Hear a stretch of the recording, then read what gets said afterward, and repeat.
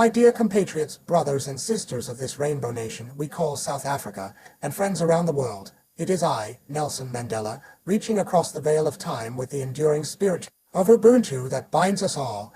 Though my earthly walk ended in 2013, the lessons of struggle, reconciliation, and nation building remain as vital as ever.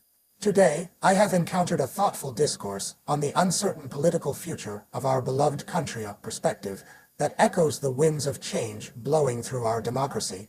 This analysis, rooted in observable trends, paints a picture of shifting sands in our political landscape, where old certainties crumble and new possibilities emerge. Allow me to explain this challenge as I see it, drawing from the well of my experience is in forging a free South Africa and offer pathways toward a brighter tomorrow. Let us first illuminate the problem at hand. Our nation, born from the ashes of apartheid through the blood, sweat, and unyielding hope of millions, now stands at a pivotal juncture. The African National Congress ANC, the liberation movement that led us to freedom and governed for 3 decades, is experiencing a profound decline in support. From a commanding 70% in the 2004 elections, a time of robust economic growth at 5%, when clinics sprouted like spring flowers, homes were built, and roads connected communities, its backing has eroded to about 39% in 2024.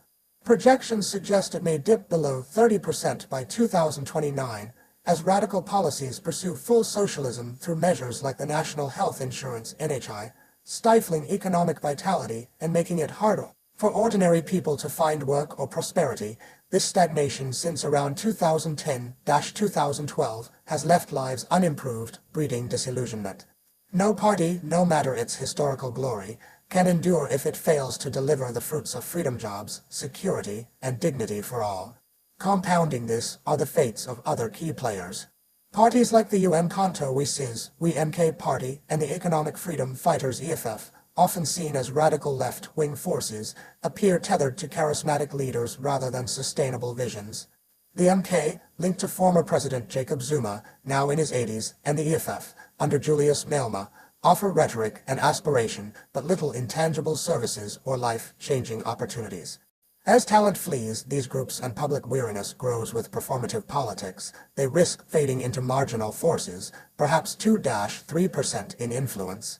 Meanwhile, the Democratic Alliance DA holds steady at around 20%, appealing to a core of minority voters with its liberal democratic ideals.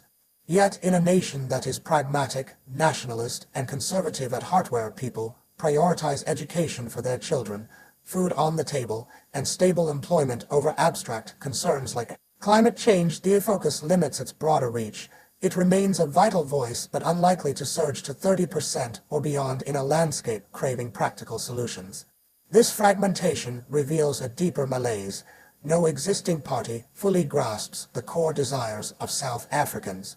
As the analysis astutely notes, our people seek 3 fundamentals: jobs, safety, and secure borders.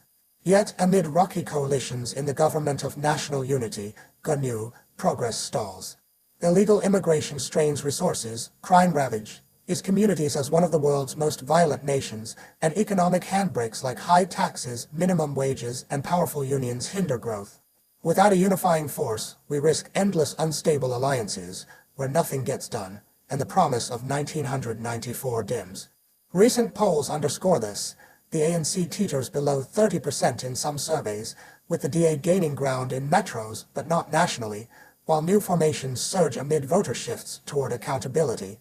The MK pose is threats to democracy through hidden influences, and overall, greater fragmentation looms, pressuring economic and social stability. As one source highlights, South Africa faces a period of greater political fragmentation and reduced governability. Another notes the DA surpassing the ANC in popularity for the first time, signaling calls for progress. Even social media echoes this, with predictions of ANC-led coalitions, possibly with EFF or MK, by 2026, and concerns over corruption's toll. But my friends, despair not, for in every crisis lies opportunity. I have witnessed the impossible become reality, apartheids fall through unity and perseverance.